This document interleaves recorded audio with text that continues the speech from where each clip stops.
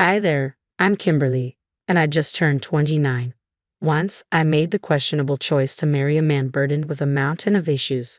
I was under the misguided impression that love could fix everything. I thought I could help him see his own worth. How wrong I was. While love is powerful, it's not a magic wand that can teach someone self-worth. Let's call my ex Joseph.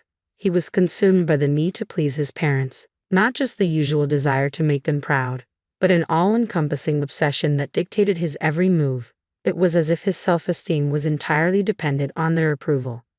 As for his parents, whom I'll refer to as Mr. and Mrs. Ellis for anonymity, they were classic disengaged parents.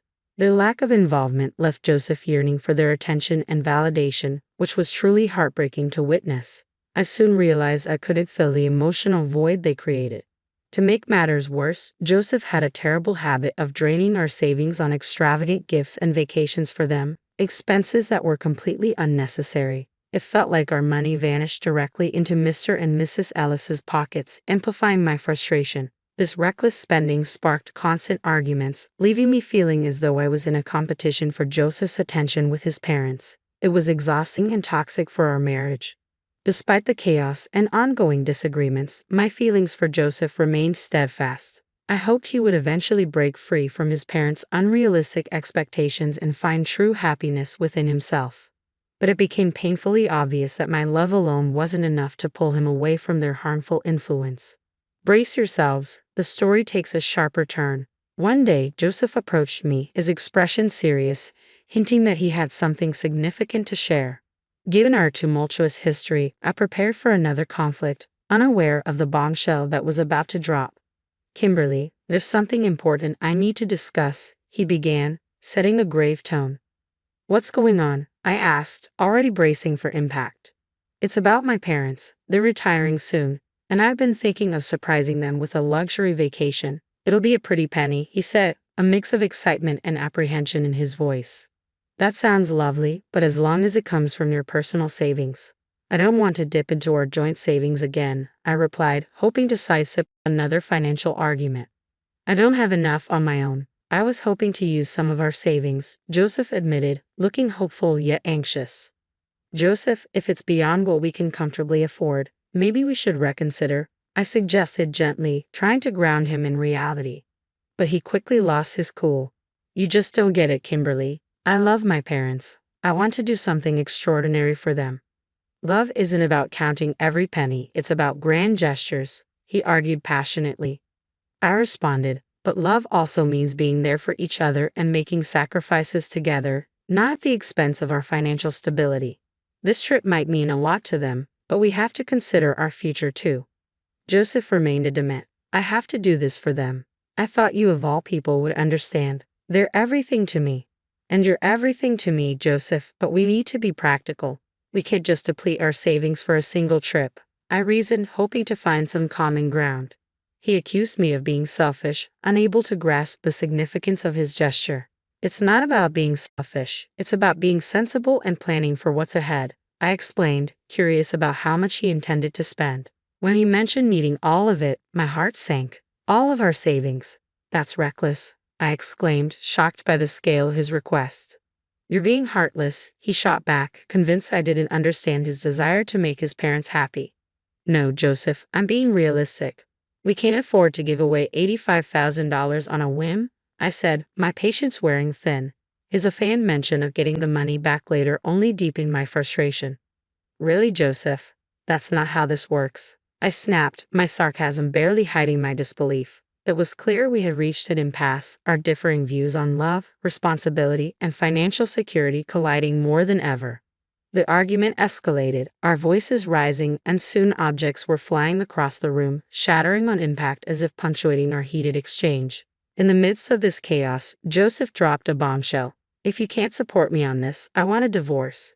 He probably expected me to panic, to desperately cling to the remnants of our marriage. Instead, I found a calm resolve within myself. "Okay, Joseph, if that's truly what you want." The shock on his face was unmistakable. He had anticipated tears, pleas for him to reconsider, but all he got was my unwavering stance. I was done indulging his fantasies. If he wanted to squander his future chasing shadows, he was free to do so without me. I didn't hold back my words. I laid everything on the table, making it clear that Joseph's endless quest for his parents' approval was as futile as trying to shield oneself from a storm with just an umbrella, an exercise in futility. He tried to counter my points, but a simple raise of my hand silenced him. I expressed my exhaustion from fighting for a love ensnared by unrealistic expectations and an unquenchable thirst for validation.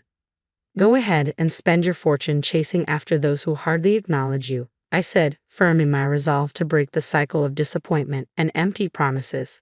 In that moment, the harsh truth hit him. The grim reality of our situation finally dawned on him. Our marriage had devolved into a battleground, and it was time to raise the white flag and seek peace on separate paths. A month has passed since the divorce was finalized, and I can honestly say the feeling of liberation is exhilarating. Gone are the days of grappling with endless disputes over finances or yearning for validation that was never ours to claim. Now, I breathe freely, unburdened by the weight of his doubts that once cast shadows over my days. The sun seems to shine a little brighter with each new morning.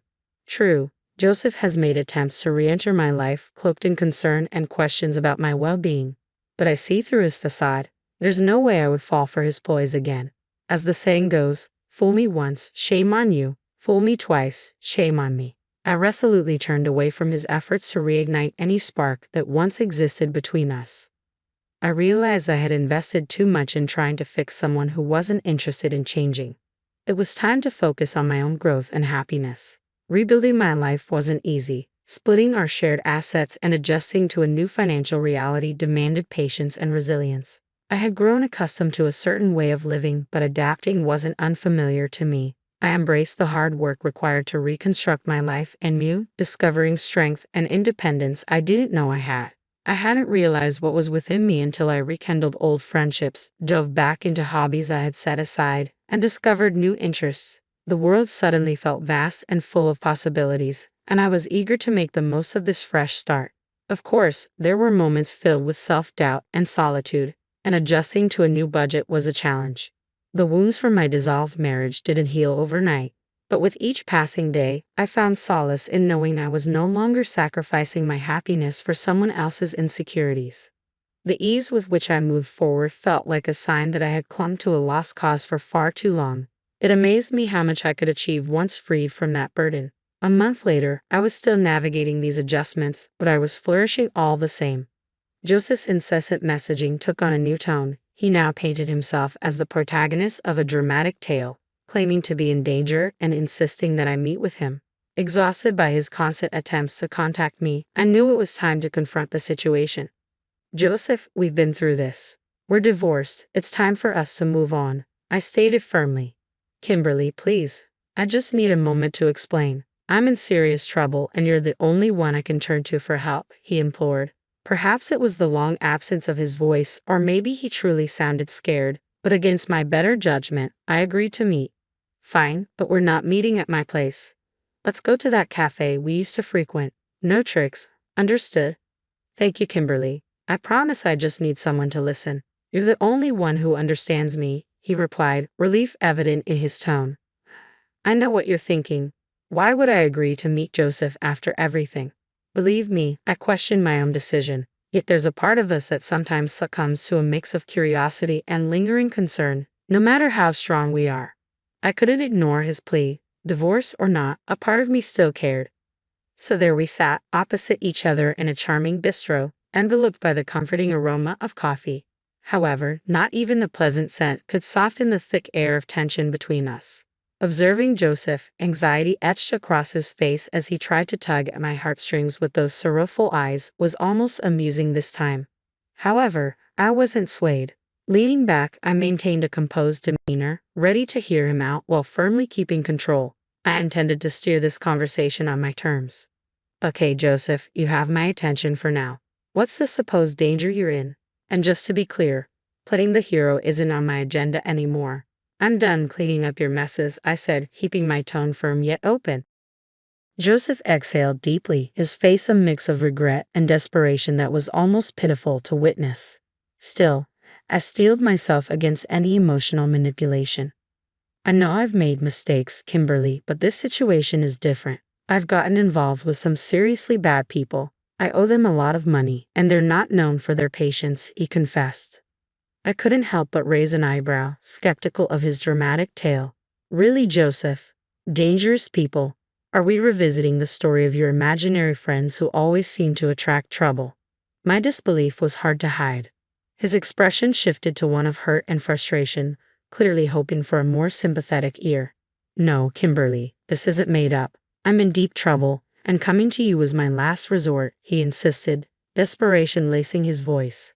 So let me guess, you spiraled after our divorce, and now you're in debt.